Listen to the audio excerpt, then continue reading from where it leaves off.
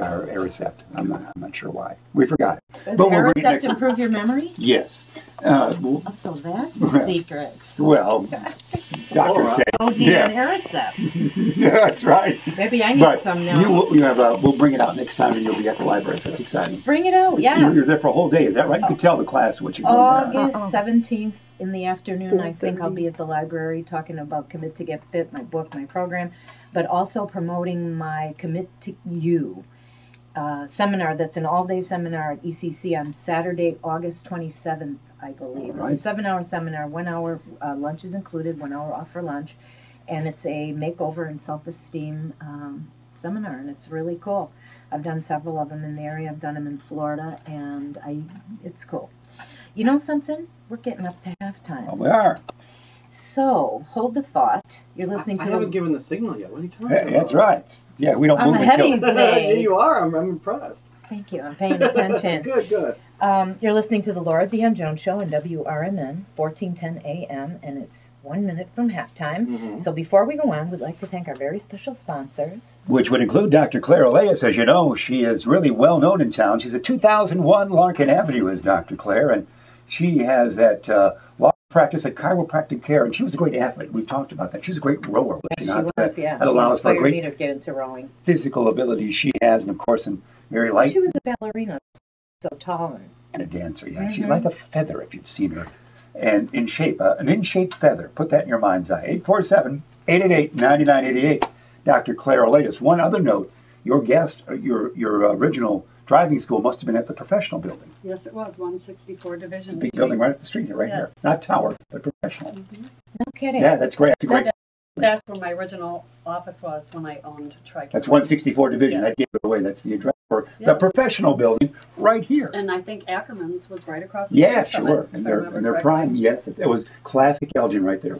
And still is. It's a beautiful building. Back in time. Have you been in the lobby way, professional building yet? I have been in the lobby. I have been up to Dave Hudson's office, and I think that is a Beautiful. spectacular building. What floor were you on? I was on the main floor.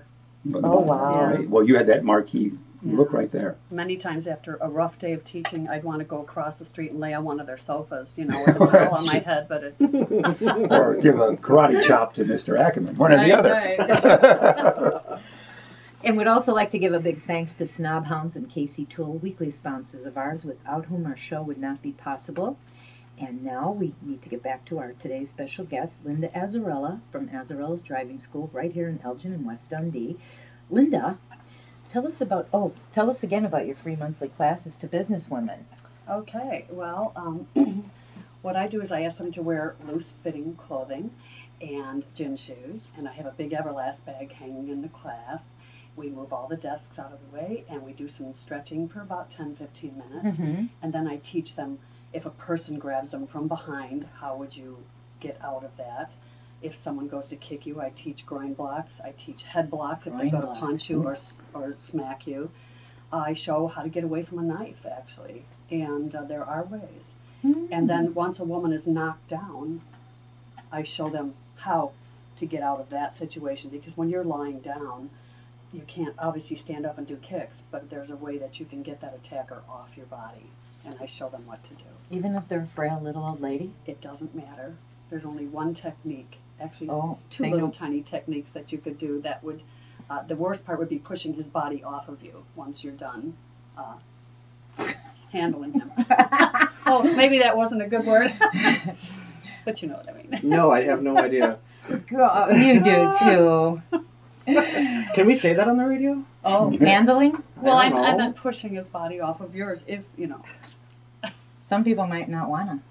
I mean, it depends. I had one female friend that said, "Are you kidding? If someone wants to attack me, I'll let him." I haven't had any action for 25 years. That's what I mean.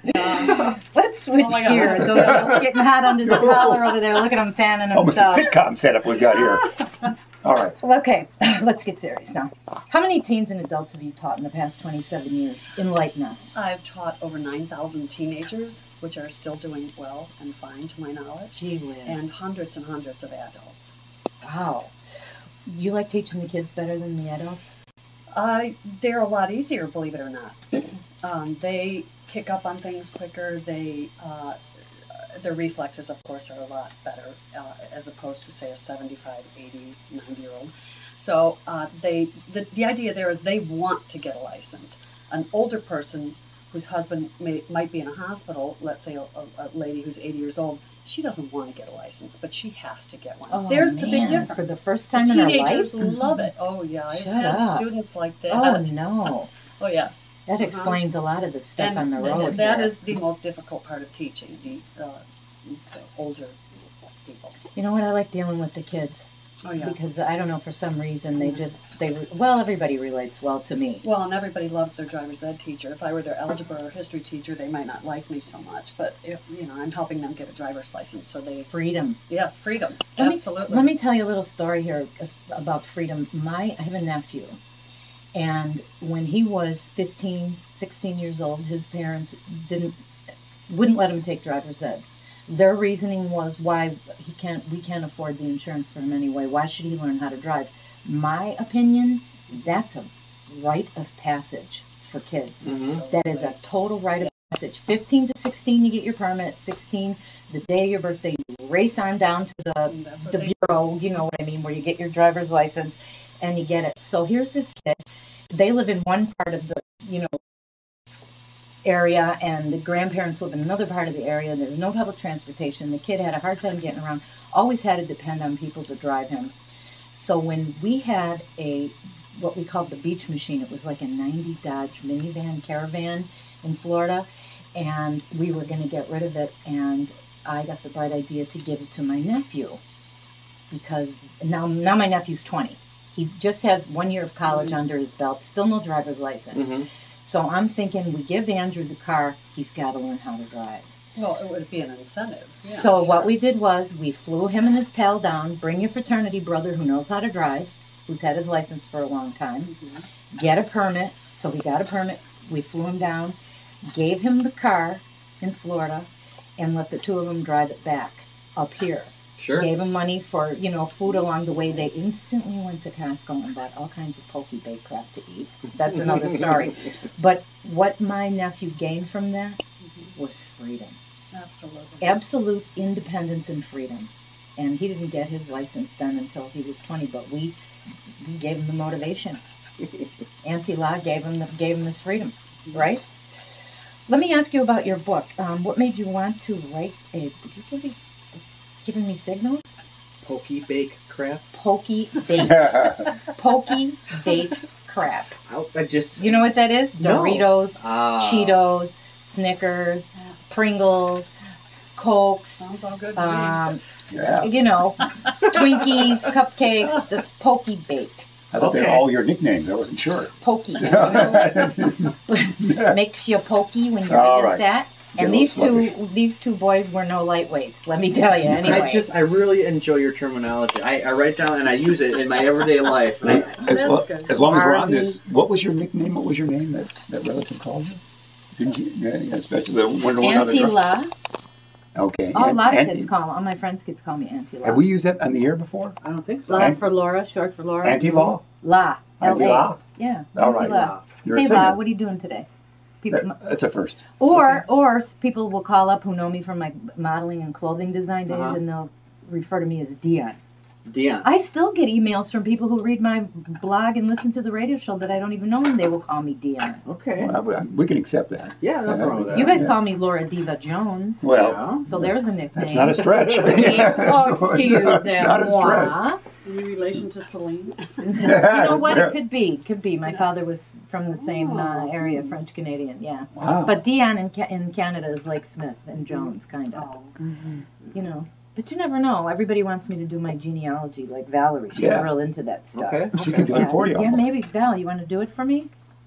Yes. Yeah, Yes. she can. You can be on that show that's on ABC. You can trace your lineage. You're a well-known radio host. Who do you think you are? It's on Friday nights, But isn't let it? me tell you something about being a diva. Being a diva is not a bad thing. Beyonce said being a diva is wonderful. She's a diva, but not in the sense of star power, like, some... What's a show business? Good things. It's good. a good The way we thing. use it for you, it's good because it A means... diva's a worker. She said a diva is the same thing as a male hustler, in a good way, a businessman, working, always trying to make something and do something. So kind of being a diva is